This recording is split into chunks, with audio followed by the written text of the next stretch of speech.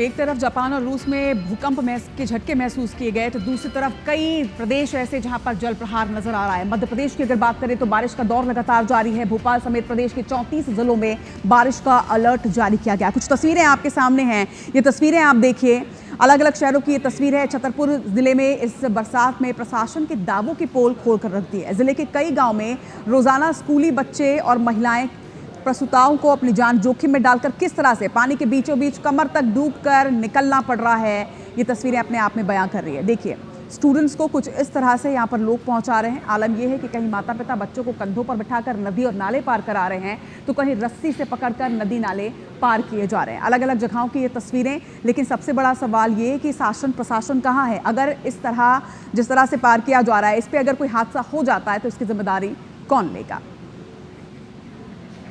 और अब तस्वीर आपको श्योपुर की दिखा रहे हैं, जहां पर अस्पताल में किस तरह से पानी भरा है। ये तस्वीर आप देखिए, ये जिस जगह की तस्वीर आप देख रहे हैं, ये बड़ौदा के सामुदायिक स्वास्थ्य केंद्र की तस्वीर है, जहां पर घुटनों तक पानी भरा हुआ है। स्वास्थ्य सेवाएं बुरी तरह से प्रभावित हैं। मरीजों को पानी के बीच से होकर इलाज के लिए अंदर जाना पड़ रहा है। डॉक्टर और स्टाफ को भी भारी दिक्कतों का सामना यहाँ पर करना पड़ रहा है। अब समझ सकते हैं, अगर अस्पताल में घुटनों तक पानी भरा है तो किस तरह से यहाँ पर स्वास्थ्य सुविधाएं लोगों को मिल पाएंगी। श्योपुर की तस्वीर, हालांकि अस्पताल के साथ साथ आसपास के क्षेत्र में भी कुछ इसी तरह की तस्वीर है, क्योंकि जलभराव की स्थिति पूरे शहर में निर्मित हो चुकी है। श्योपुर के बाद अब रुख करेंगे दमोह की ओर, जहाँ पर तेंदुखेड़ा और तारादेही क्षेत्र में ब्यारमा नदी के उफान पर आने से हालत बेहद चिंताजनक हो गए हैं। नदी के तेज बहाव की चपेट में आकर क्षेत्र के करीब 1 दर्जन से अधिक गांव जलमग्न नजर आए। तस्वीरें आप देखिए, जिस तरफ नजर जाएगी सिर्फ पानी ही पानी आपको नजर आएगा। कई मकान पूरी तरह से इसके बाद धराशायी हो गए हैं। वहीं बाढ़ की सूचना के बाद जिला प्रशासन पूरी तरह से अलर्ट मोड पर जरूर है। दमोह कलेक्टर ने आमजनों से घबराने के बजाय सतर्क रहने की अपील भी की है।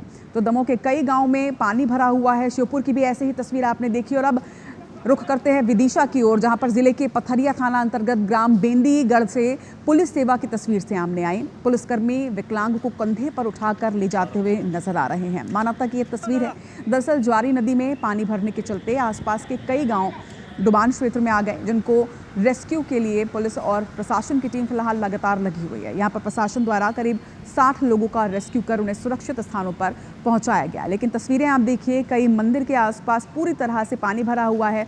हालांकि इस बीच मानवता की एक तस्वीर जरूर निकलकर सामने आई। एक पुलिसकर्मी एक विकलांग का रेस्क्यू करते हुए उसे कंधों पर उठाकर उन्होंने सुरक्षित जगह पर उसे पहुँचाया।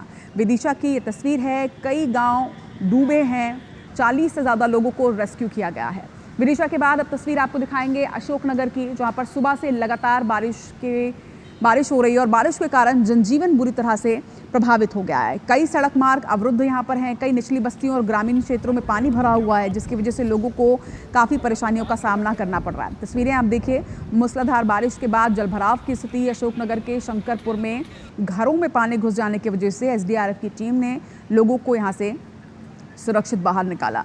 तो हालांकि मुस्तैदी के साथ SDRF की टीम अलग अलग जगहों पर पहुंच रही है, रेस्क्यू किया जा रहा है। लेकिन इस बार मॉनसून आफत भरा मॉनसून है, क्योंकि अलग अलग शहरों की ये तस्वीर आपने देखी, कहीं जलभराव, कहीं लापरवाही की तस्वीरें, तो कहीं मूसलाधार बारिश की वजह से जनजीवन प्रभावित हो रहा है।